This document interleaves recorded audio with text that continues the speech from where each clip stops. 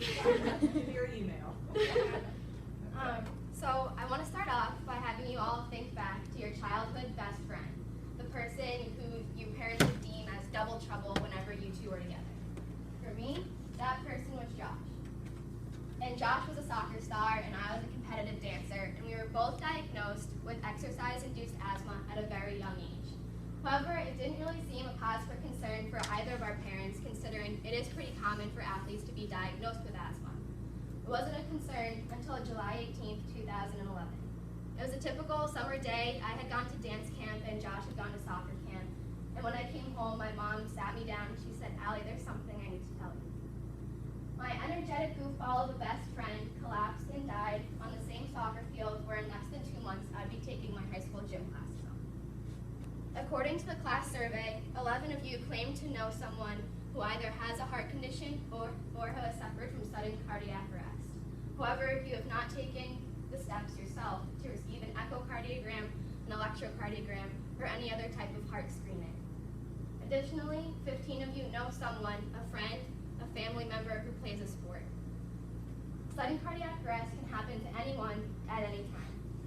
Now, Josh's family, myself, and our community of volunteers have made it our goal to prevent this from happening to other students.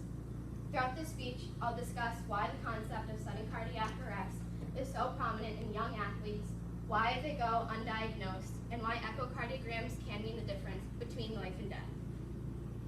Many athletes are at risk of suffering from a heart condition, which can lead to sudden cardiac death, and this is largely due to training on a weekly basis. A scheduled weekly exercise routine can put pressure on the body and can cause the heart to enlarge or your heart rhythm to be dysfunctional. Hypertrophic cardiomyopathy. That is what Josh suffered from. It is described as the enlarging of the heart, and 1 in 500 people suffer from this heart condition. That's equivalent to 10 people at Fairfield. Long quarterly time syndrome, otherwise known as long QT syndrome. After Josh's death, his family, myself, and our community received echocardiograms. Josh's younger brother, Adam, was found to have long QT syndrome, which is a deficit with the rhythm of your heart. 1 in 2,000 people suffer from long QT syndrome, which is an additional 2 people at Fairfield.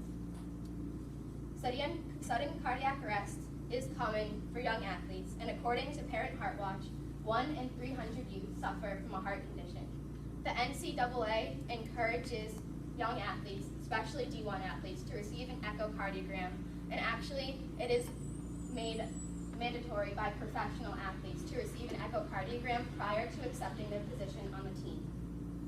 Now that we've looked at why athletes are at risk of having a heart condition, it's important to see why these disorders go unnoticed by doctors. For this, it's largely because these symptoms are not visible. People don't really see that you have a shortness of breath, or they don't see that you have a rhythm deficit in your heart. Josh had no sight problems, he had no hearing problems. He went to school, he ate well, he was active. What was wrong? That brings me to my next point of sometimes they go misdiagnosed. Like Josh, he had asthma, or he didn't really have asthma, but the doctors told him he did because of his shortness of breath. Similarly, long QT syndrome can sometimes be diagnosed as epilepsy. However, Adam does not show any signs of this, but he is very thankful that he had an echocardiogram to prevent his first symptom being sudden cardiac arrest. My third point is echocardiograms. They can detect these heart disorders, and then further steps can be made to prevent sudden cardiac death. One of these steps is an automated external defibrillator, or an AED. This device is small and portable, and it can be used by non-medically trained people. That means if it's on the premises, basically anyone can save someone that goes through sudden cardiac arrest. If someone were to go through sudden cardiac arrest, all you have to do is you have to have someone on site that knows CPR, and they begin by doing CPR. You, the non-medically trained person, gets the AED and opens it, and it has written directions as well as audio directions. So you start off by putting one adhesive under the right side of their chest and another on top of the left side of their chest. Then you push a button that sends a shock into the person's body, restoring a regular rhythm to the heart.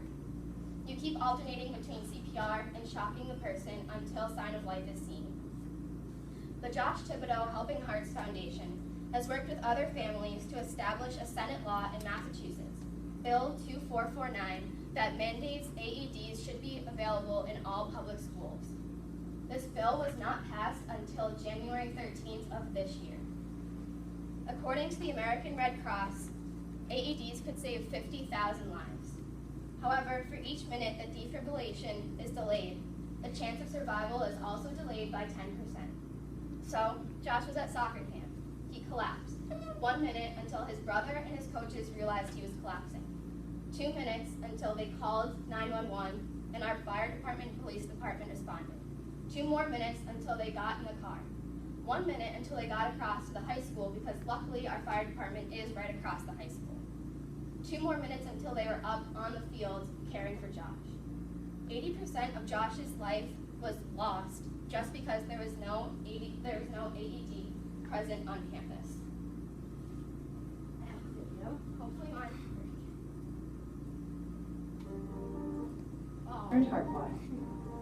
You know, I like to ask people, would you want to go to your doctor today and say, give me the same physical that you gave my dad 30 years ago? Well, that's basically what we're doing now with our sports business. My son Cody, in 2011, got the same physical that I got in 1979. We've made a few medical advances in the last 30 years. The stethoscope is 200-year-old technology. That's been proven to miss about 90% of heart issues. And that's the best thing we're doing for our children now today.